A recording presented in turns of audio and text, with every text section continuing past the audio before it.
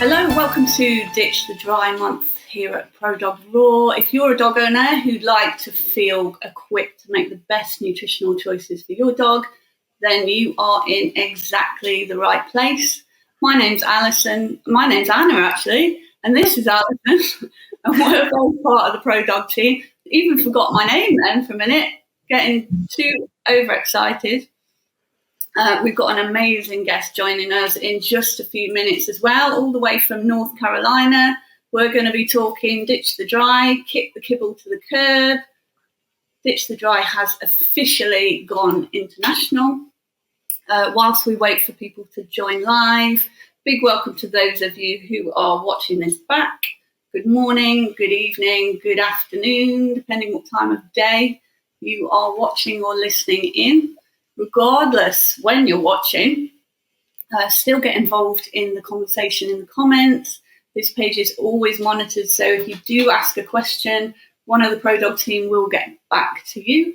I can see there are a few people now joining live, so big welcome to you. Welcome to Ditch the Dry month here at ProDog Raw. All month we're sharing tips and inspiration to raise awareness about the immense benefits to your dog of ditching the dry processed foods and switching to a fresh, natural diet.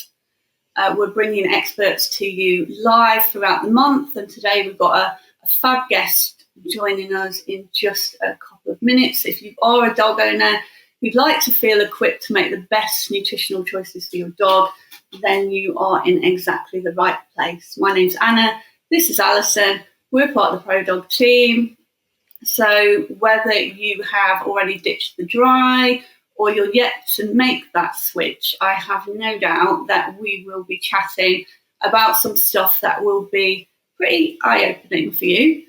If you have already ditched the dry and you are a raw feeder, we really encourage you to join the conversation in the comments, share your own experiences and knowledge, because you could really be helping somebody else out.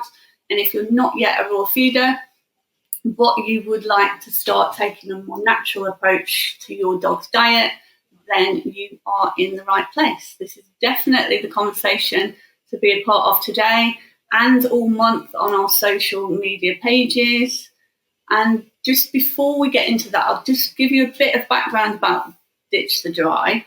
So we're now in our third year, and we set up the campaign because we just recognise there's so many dogs out there that are not yet experiencing the health benefits of a natural diet. And we knew that one of the main reasons for that is sometimes raw feeding can seem a little bit baffling. There's so many myths, misconceptions, misinformation, and of course opinions out there. So we do totally understand why it might seem complex. And Ditch the Dry is designed just to share the facts about canine nutrition, to share tips on how to make a successful switch from feeding dry food over to feeding a natural diet, and to also tackle some of those myths. So if you stick around to the end, we've got some really great free resources to help get you started if you decide now is the time to ditch the dry.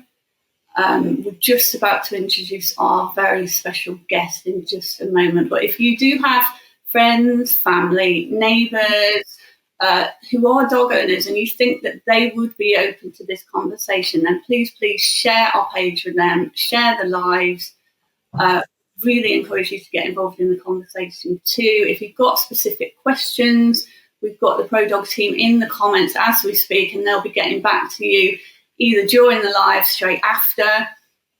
And we also will have a look through the comments after, because we love to read back through the comments, see your chatter in there. So hit the like button so we know that you are with us. Let us know where in the world you're watching from as well.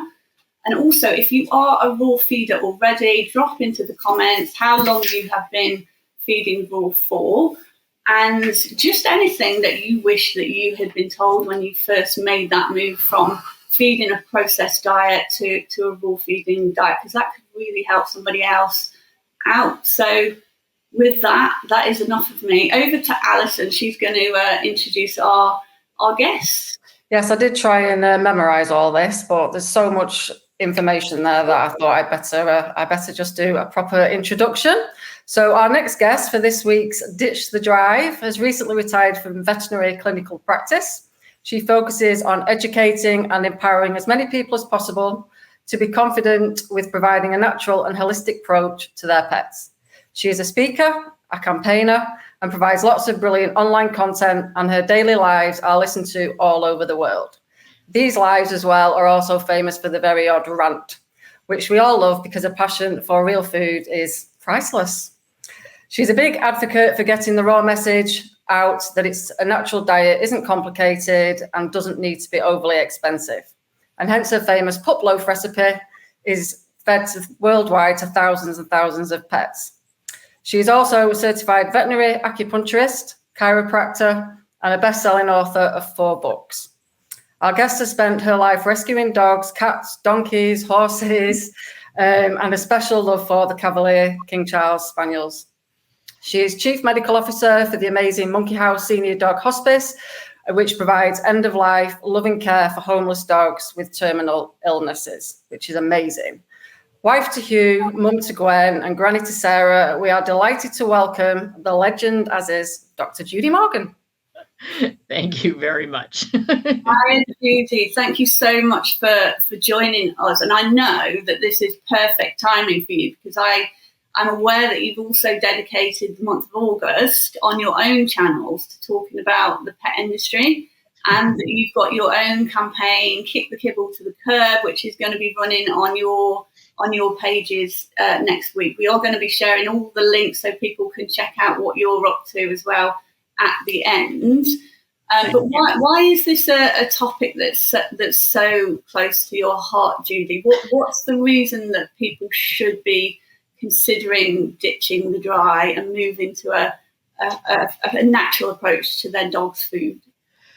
It's really interesting how I stumbled into this, because when I went to veterinary college, which it hasn't changed at all, our amount of nutrition that we were taught was very, very, very, very little. And everything is sponsored by big pet food companies. And even our internal medicine classes were literally taught by, oh, if an animal has kidney disease, you use this prescription diet. If they have heart disease, you use this prescription diet.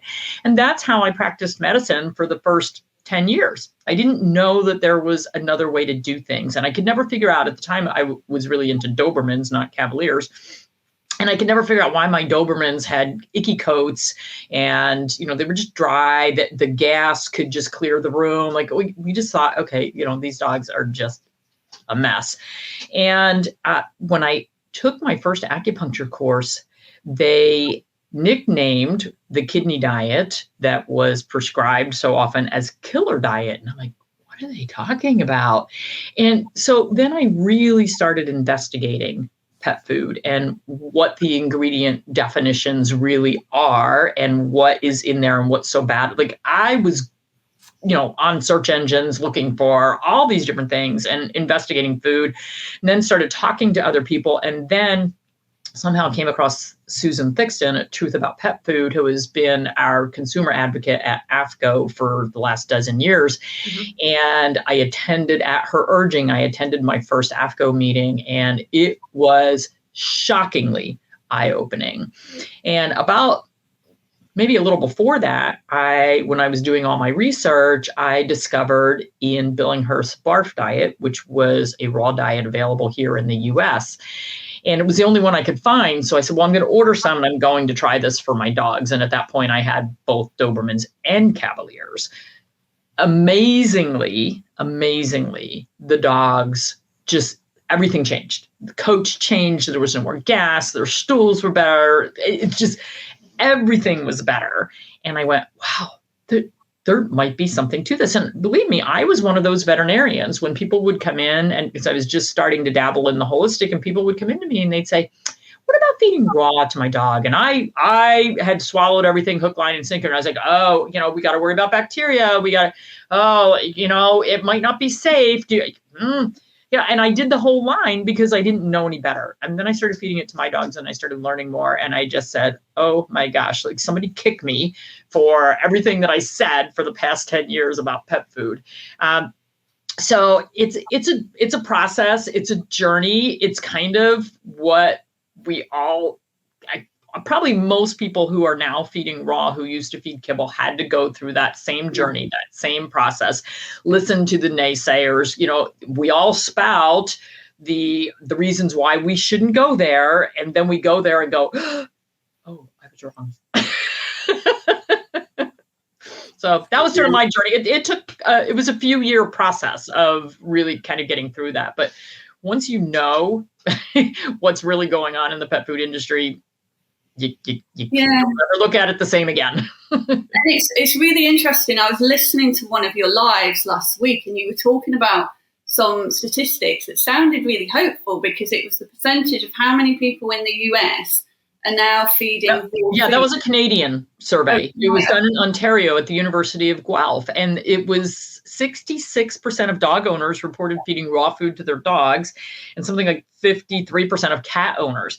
It was a crazy number. I was shocked when I found that. I was like, yay, people in Ontario.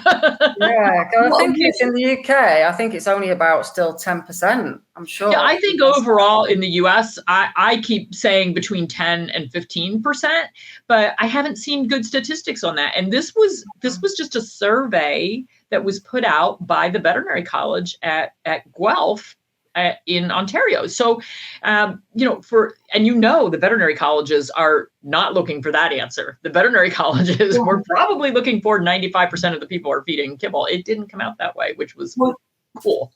Do you know what struck me though was the language that was used in those statistics, because it referred to traditional and non-traditional food, didn't it? And when it spoke about traditional, it was talking about processed food as being traditional and raw as being non-traditional. Right. But when you actually think about the evolution of the canine species and what is traditional, what's non-traditional, it should really be the other way around, shouldn't it?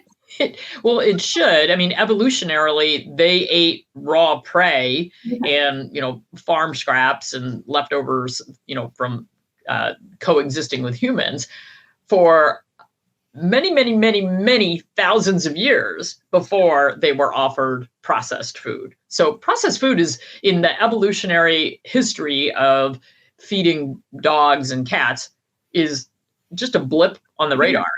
It really is. So what's the main reasons that people watching this today, so those people who are sat watching this that are feeding their dog processed dry food, what are the main things you'd like them just to consider thinking about?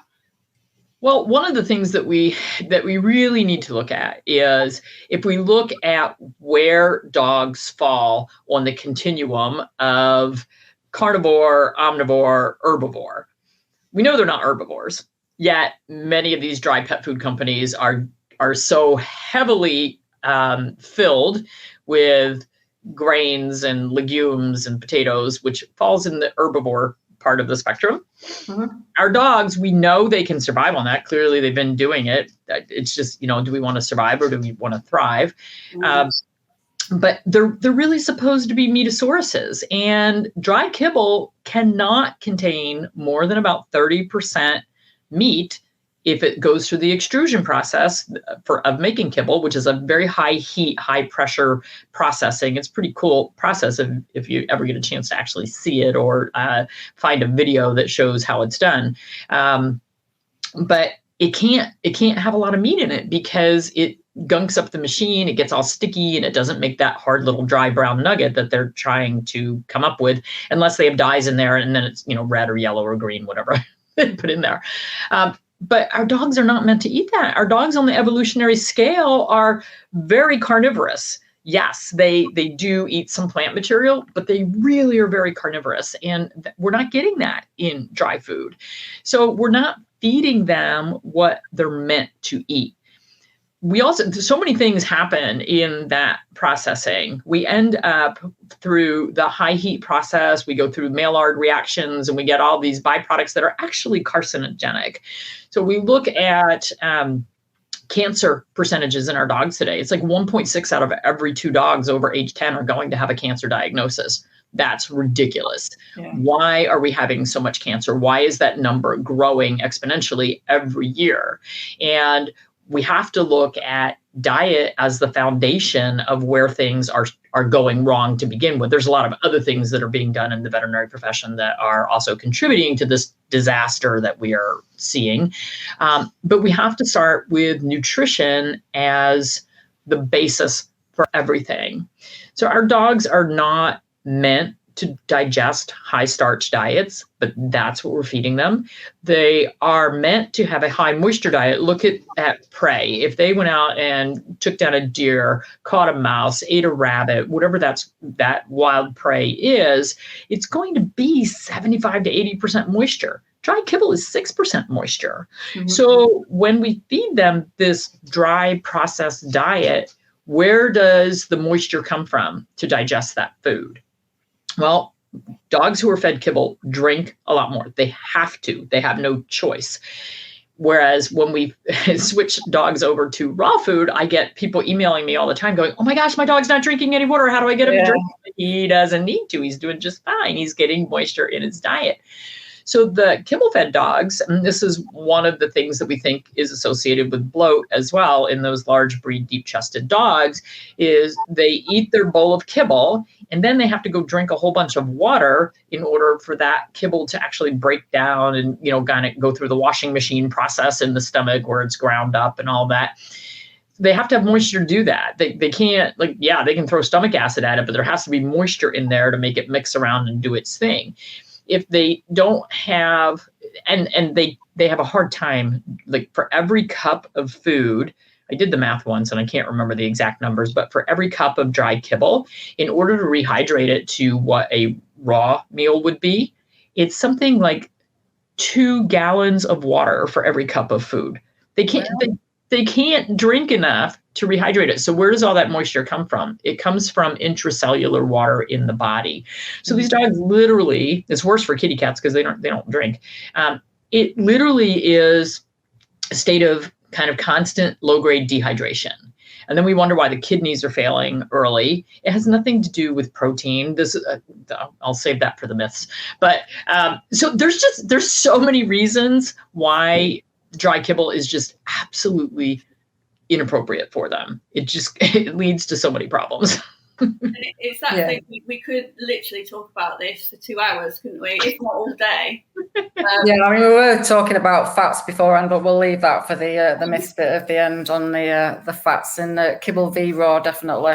So basically, if one of our customers or anybody that's been feeding kibble for a long period of time and they want to make the switch to raw, what would be your successful tips on a successful switch, really?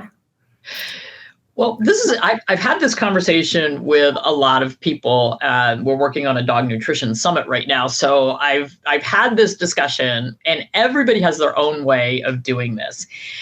I can just tell you what has worked for me in the past. And I don't know if I recommend this or not, because, I'm a veterinarian. If things go south, I can fix it pretty quickly. But I've never had it go south. So we have done a lot of rescue over the years. We have fostered a lot of dogs, and almost every dog who has come into our house has been a rescue dog that has come from a really bad situation. So they're either puppy mill breeders or survivors, or they're dogs that are coming from, shelter situations with lots of medical problems. So we get in these kind of disasters. Some of them have even been owner surrenders that are complete disasters because the owners couldn't afford to do what needed to be done. But every dog who has come to our house has come as a kibble-fed dog. With all, in the puppy mill, there's no way they're going to feed anything other than, crappy dry kibble that is, usually on a timed delivery system. So when they come to our house, they come with this laundry list of problems, and sometimes we know what they've been fed. Most of the time we don't. So we don't even have a brand of kibble. We had 2 dogs that we adopted, and they came with a plastic shoebox full of dry kibble filled with maggots. Oh, this is what we've been feeding the dogs. perfect. I mean, I guess the maggots were giving them protein.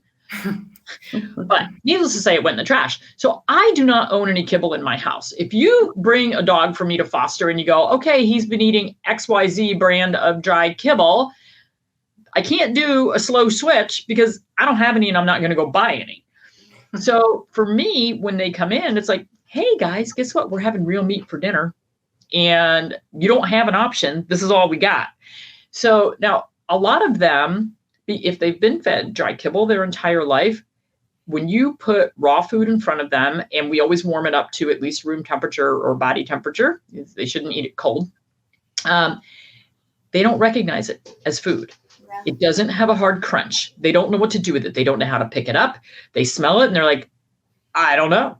And so a lot of times I'll have to put some in their mouth and actually get them to kind of taste it a little bit. But a lot of times it comes back out because they don't recognize the texture.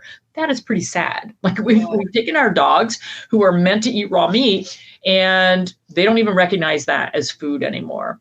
So a lot of times what I end up having to do is I have to gently cook some food for them, gently cook some meat. I still leave it, pretty bloody and mostly raw. But a lot of times if I do that, just that little bit, it's enough for them to go, might be food. And so if we do that for a couple of days where it's gently cooked, then usually within 48 hours, I can have them on full raw meals.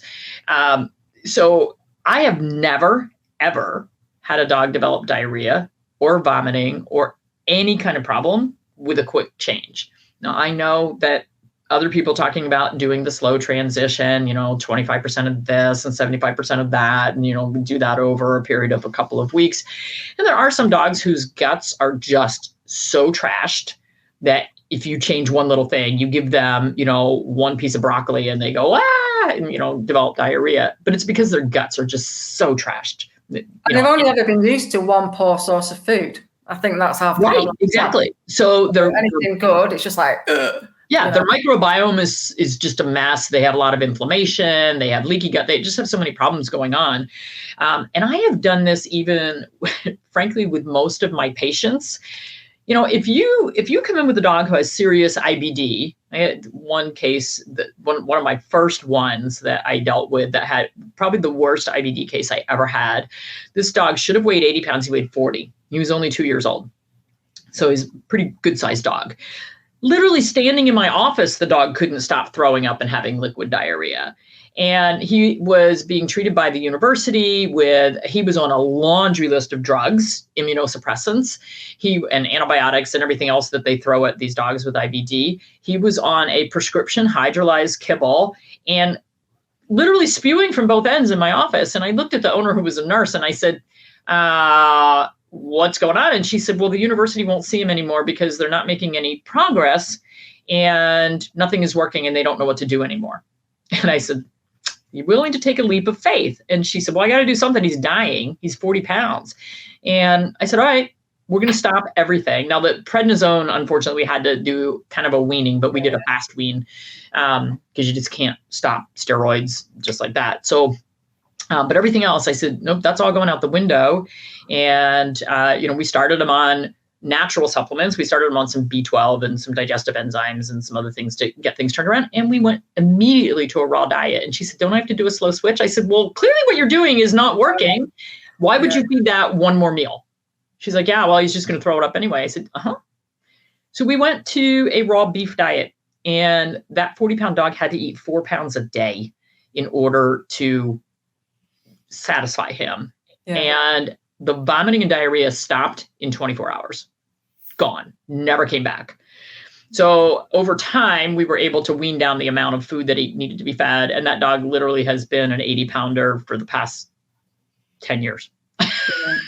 We cured him. And it was an overnight switch because if you're feeding something that's not working, why would you feed it one more day? It makes no sense at all. And thankfully, this owner was willing to take that leap of faith. And she kind of went, well, it can't get worse. And I said, no, it can't. Yeah, I mean, we have this. And, when customers are saying, well, he's got a really, really, really sensitive stomach. So, and I sort of say, well, that food, obviously, if he's got a sensitive stomach on that food, then you've really got no, don't just take the risk because you're going to get benefits. You're not going to make him worse. So, right. So, yeah. And we were talking about this at the beginning, weren't we? About just making those changes and then just really observing your dog, how your dog responds. Do they look better? Do they seem better? Have they got more energy? Are their toilet habits better? That is the best test of whether a diet is successful or not, isn't it? And we at ProDog, Alison's our lead nutrition expert. So anyone out there who is on the fence, would like some advice, then please feel free at any point to message in on. You can message us via Messenger here on Facebook. You can email in at customer-services@prodog.raw.com. The team will share these links in the comments. So if you are on the fence, message in, and that it doesn't matter whether you're thinking of becoming a ProDog customer or not. That doesn't matter at all. If you are just thinking that moving towards a natural diet for your dog is the way to go, and you would just like some advice on those first steps, or you've got specific concerns, then message in. We don't mind which brand you choose to use. Our aim really with Ditch the Dry is to help support as many dog owners as possible to make that move to a natural diet. And Judy, as you were talking then, as you were telling your story about those foster dogs coming to you, I was thinking, for a dog, what a dream home to land in, isn't it? From a health and happiness perspective, that must be a dream for any dog. Well, actually, I got turned down. There was one rescue group I was doing a lot of work with, and I got turned down to foster more dogs because they said, well, you always want to keep them. And I'm like, why is this a problem? I pay their adoption fee. Why is this a problem? Maybe they thought I was becoming a hoarder. The most we ever had was 13 dogs. Right now I have 13 cats. I'd rather have 13 dogs. No, you've got the kittens, haven't you? The kittens. Yes, there's many. And all of this that we're talking about, I don't want to sort of complicate things too much, but this applies to cats as well, doesn't it? I mean, more so. Yeah, because they are carnivores, aren't they, cats? Absolutely. They are obligate carnivores. Yeah. We keep trying to feed them corn. It makes no sense. No. Yeah. No. So and we wonder why they have so many medical issues. Yeah. Yeah. Yeah. So I think one of the other pressing questions that we get asked quite a lot from pet parents that are worried about transitioning to raw is obviously the bacteria, the salmonella. And as I said before, didn't I? I've raw fed for 16 years. My dogs are long haired, they're doodles, they've got beards, I get snogged, you name it. And I have only ever had a bad stomach off a dodgy curry down the road. So I'll leave that for you to explain, Dr. Judy. I have never had bacterial problems and I have fed so many different brands of raw dog food, and I've made so much of my own raw dog food, and we have never had a bacterial problem. And when I wrote my first book, that one, The Needles to Natural, I looked up the statistics on how many people had been made sick from bacterial contamination in pet food, comparing kibble to raw. And many more people have been made sick from handling contaminated kibble than raw food. And, it's different for every country, but here in the United States, FDA has zero tolerance for any bacteria in raw food. So they test raw food all the time. They never test they rarely test the kibble products. But when they do, it's like, oh, look at that. We've got salmonella. We've got E. coli. We've got all kinds of problems. And the FDA somehow mistakenly believes that people have no idea how to handle raw meat, even though they do it for their families every single day.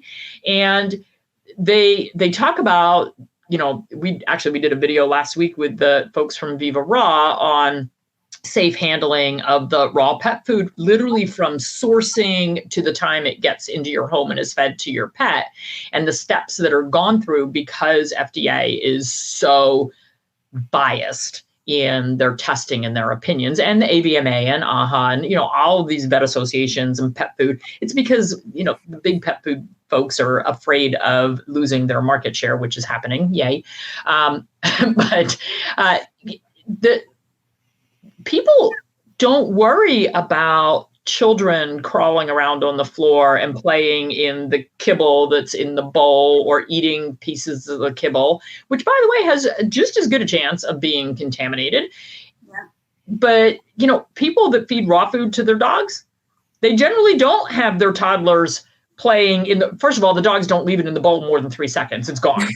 So, but you don't leave it out and have your children handling it and playing with it and eating it. Now, I said to the Viva Raw folks when we did this video the other day, I was like, so I am like the worst person in the world to do a video on safe handling of raw pet food because I have zero worries about it. Zero worries. So I handle it less safely than anybody I know. My 2-year-old granddaughter will come in while we're feeding the dogs, and Stewie, who has all these issues with heart failure, kidney failure, PLE, blah, blah, blah. I have to hand feed him. So she literally will come in, get down on the floor. She's reaching in the raw dog food, putting it in the dog's mouth, handing it to him. Then she gets up and runs across the room, and Lord knows where her hands go between, you know, when she gets away from me and when I catch her. And it's just not an issue. It is not a problem. So, and don't do what I do. Do as I say, not as I do. Please handle your raw food safely. But I just don't worry about it. I have a good immune system. My granddaughter has a good immune. My kids grew up in a barn. You know, they would clean stalls and eat a sandwich. It's just the way it is.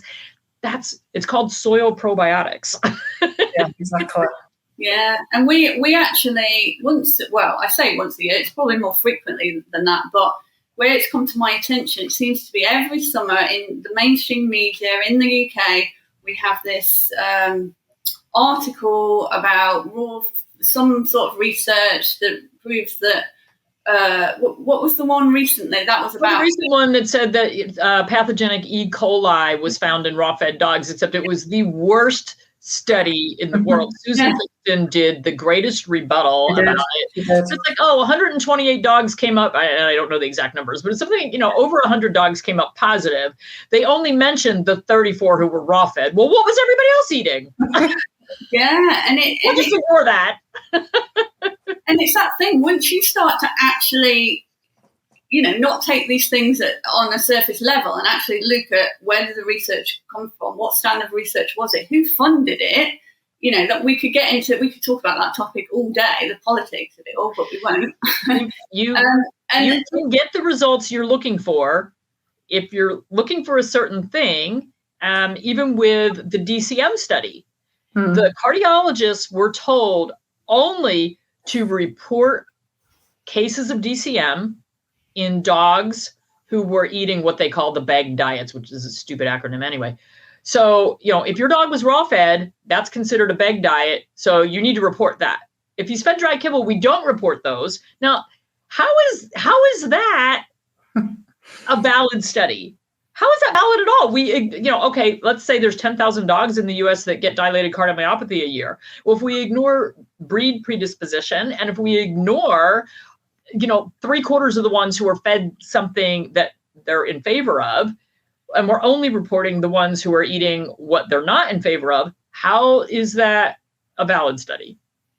Everything is so skewed. You can find what you want, just skew your study. Exactly. So, Dr. Judy, if somebody's out there watching and they've been to their vet and their vet's told them that raw's bad, and they're reading these media articles about raw being bad, but there's something within them that's saying, but to me... It makes sense. What would your advice be to those people? You know what? I would say read Dr. Connor Brady's book, Feeding Your Dogs. Yeah. I think that's what it's called. Read the studies that are out there. It's really interesting. And Dr. Connor Brady, he's from Ireland. He's like amazing because he has that science brain and he likes to read studies and pick them apart. I like reading his interpretation. But if I had to read the study and pick it apart, it's like, oh my, and he probably read thousands, literally thousands. Oh, it's a brilliant reference book. Brilliant. Oh my gosh, it is so amazing.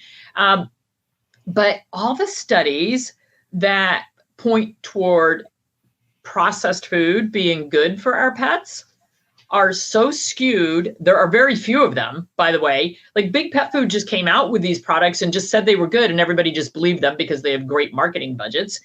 There's no science to back it up.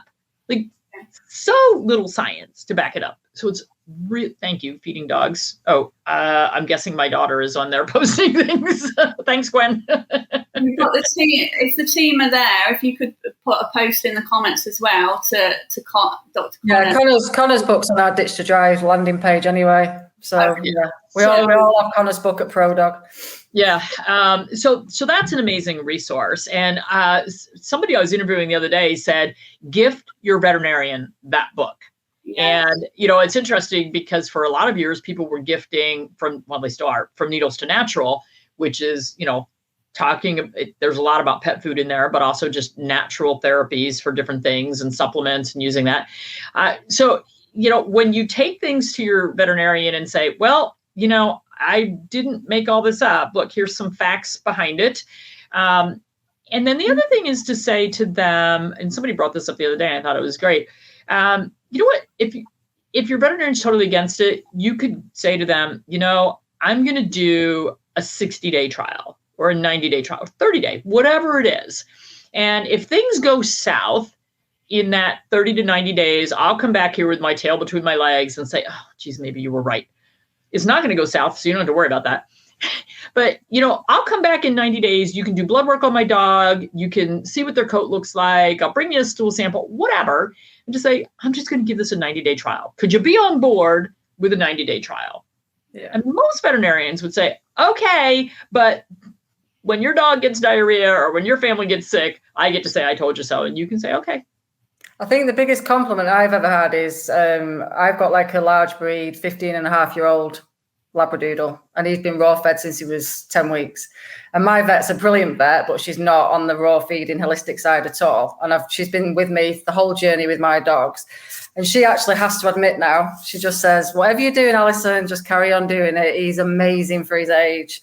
And that is, I just sort of go, I'll take that as a compliment, when yeah, absolutely. The cardiologist that when I lived in New Jersey, that we have used for our dogs and that I've used for my patients for the past 35 years, we've become good buddies. And it's funny when somebody that's my patient or my recommendation goes to him for a echocardiogram, he'll say, okay, well, here's the medications I prescribe. And then whatever Dr. Morgan says to do, you do that because my dogs out-survive, he's like Stewie, who's been in heart failure for 2 years. It'll be 2 years in November. He gave him 3 months to live 2 years ago. Wow. And, I talked to him the other day and I was like, hey, Mike, that dog that you said would live 3 months, he's still going strong. And he's like, just do whatever it is I don't know what you do, but just keep doing it. And part of that is, they're fed a heart healthy raw diet. If you have dogs with heart problems, feed a heart healthy raw diet. Meat. They need meat. They need organs. So we've got a few minutes left before we end. Let's get in some more myths. What are those myths that really get your goat, Dr. Judy?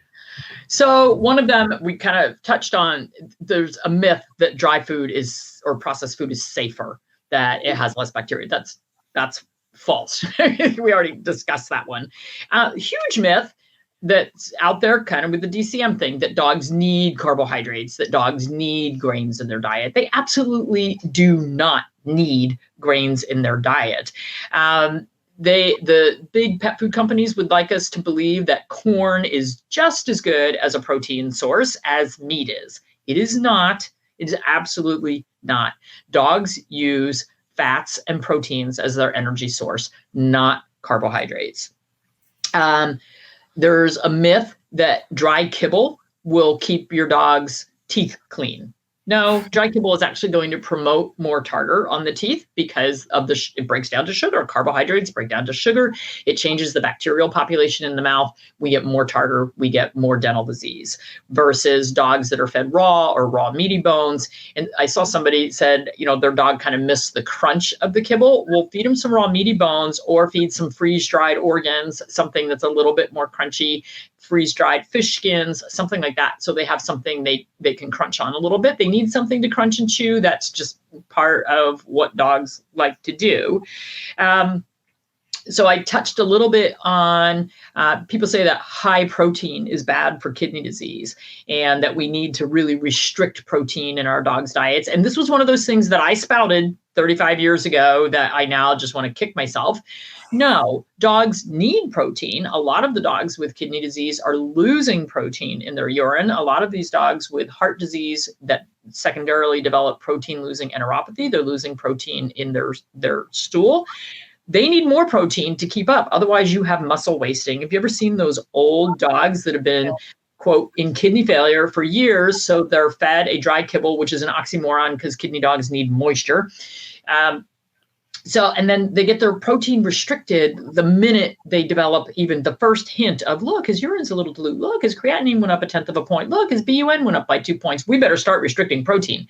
And they get muscle wasting and they die sooner. They need protein. We cannot restrict that protein. The only time I will restrict protein with a kidney dog is like in stage 4 when their BUN is just absolutely uncontrollable, but I'm still not going down to, so normal dry kibble is going to be 23 to 28% protein. And these prescription diets are feeding these dogs 6 to 8% protein. They can't survive on that. You'll get muscle wasting. Their hearts will fail. Everything goes south. It's a bad model. And we know it's a bad model, but traditional veterinarians, they're still being taught in school. Then we'll talk about pancreatitis, because that's what we were talking about before we started. People don't understand how to read labels. So you have to look at, are you reading a label that's based on percentages of fat, protein, moisture, et cetera, are based on an as fed or a dry matter basis? Total difference. And you don't have to be able to read that. But if you're comparing the label on a dry kibble to the label on a raw food, consider how much moisture you have in there. And if you take the moisture out when you do that analysis, it's going to make it look like it's a 50% fat food. It's not, because when we look at it on an as-fed basis, it might only be 10 or 12% fat. For instance, the pup loaf that we just did, that is now available commercially through All Provide in the US, the fat percentage came out really low. And somebody emailed me and said, oh my gosh, it's so awful. You used 80% lean meat on that, or beef in that recipe. And I said, did you read the analysis? Because it came out to 7% fat. It is a really low fat diet, even though we used 80% beef. And if we used a 93% beef in that recipe, the fat content would be so low, it would not be compatible with survival. So, it's a matter of understanding what's really in there, which is very complicated for most people. But what I can tell you is that when you have pets with pancreatitis, I get emails multiple times a week or messages, whatever, from people saying, my dog has struggled with pancreatitis. He's been on a low-fat prescription kibble or canned for 2 years, and we keep having repeated bouts of pancreatitis, and I am so strict, and I don't understand why this is happening. It's happening because you have cooked rancid fats. Cooked rancid fats are highly pro-inflammatory. Raw fats, no inflammation. They're anti-inflammatory. Look at the ketogenic diets. They are 70% fat, but they're fed raw because raw fats do not cause pancreatitis. And when I first interviewed the people at the Keto Pet Sanctuary and they came up with this and they were feeding all these dogs with cancer 70% fat diets, I said, oh my gosh, you must have to deal with pancreatitis all the time. How do you deal with that? And they said, we've never had a case of pancreatitis. We've had hundreds of dogs. We've never had pancreatitis on a 70% fat diet. So it's a huge myth that this high fat is what's causing the problem. What's causing the problem is rancid fats, and carbohydrates contribute to inflammation. Starchy carbs contribute to inflammation. Obesity is an inflammatory disease. Diabetes is an inflammatory disease. Arthritis is an inflammatory disease. When we take those starchy carbs out, when we take the rancid fats out, when we take the inflammation level in the body from here down to here, pancreatitis is not a problem. Arthritis gets much better. And as my friend Michelle Allen at Monkey's House likes to say, we take an acute condition and we dial it back to a low simmering chronic condition that is not causing outright symptoms, is not causing damage to the dog's body. And it is so totally possible to do that by changing away from the sugars, that's what carbohydrates are, starchy carbs, they're sugar. Just look at human diets that are high in refined flours and sugars. Horrible. And we have all these disease problems that have been studied in depth. We know how much of a problem it is. Our dogs are no different. They cannot thrive on starches that break down to sugars and rancid fats in their diet. Oh, there's Michelle. Hi, Michelle.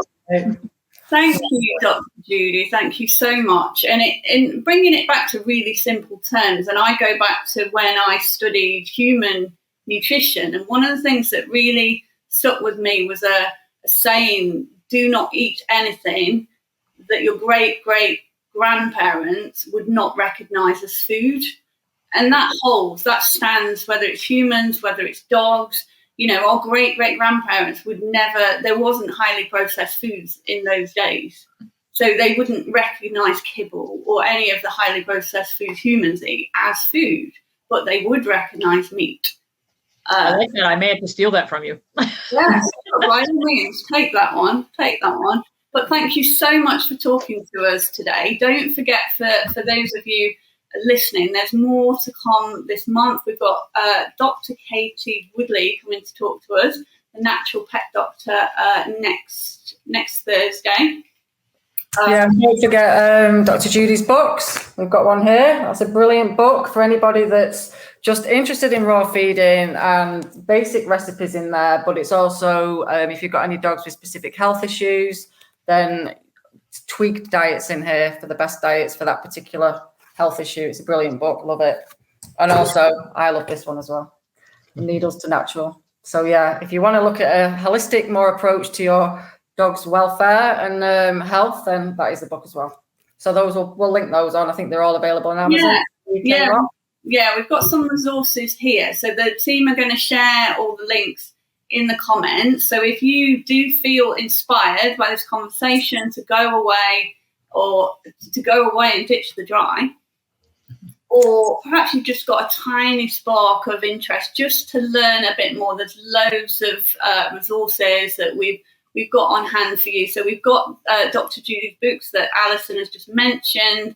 So we'll share the links to those in the comments. Also on Dr. Judy's website, she has an online course, which is DIY. Just checking what's the name of your course again? Sorry, Dr. Mine?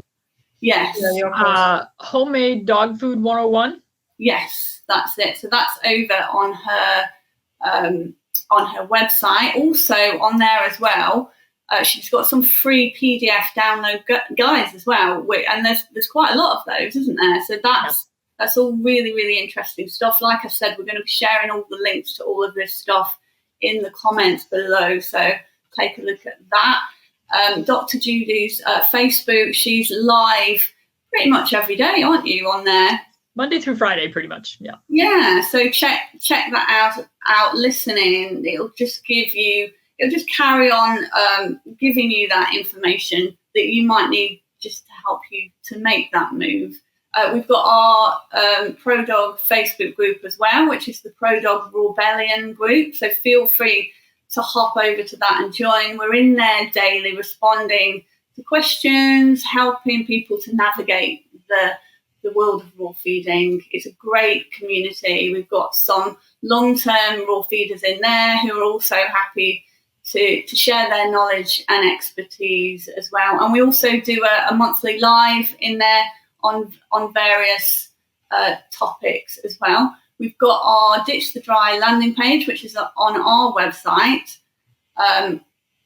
So hop over to that. We've got a competition running this month, so you can win £300 worth of ProDog food, which is plenty to get you started.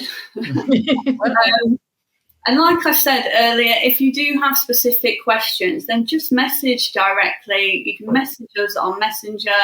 You can email into our customer service, where our feeding advisors are waiting to help. And like I said before, it doesn't matter if you're making that choice to start your raw feeding journey with ProDog or not. It doesn't matter. If you want to try the DIY homemade approach, or you're perhaps going to another raw feeding company, that doesn't matter to us. If you have got specific questions, if sometimes for people it's just that one question, you just need that answer to just get you over the hurdle and get you started. So message in, and we're waiting to hear from you. So I think that is it. Like I said, please share the live with anybody that you know out there who you think could be interested. Any dog owners you've got in your life who are feeding a dry food diet. And yeah, hopefully together we can share the message wider and help more dogs live their best lives, because ultimately that's what this is all about. Definitely. So thank you everyone for thank you very much today. Thank you, Dr. Judy, for joining us.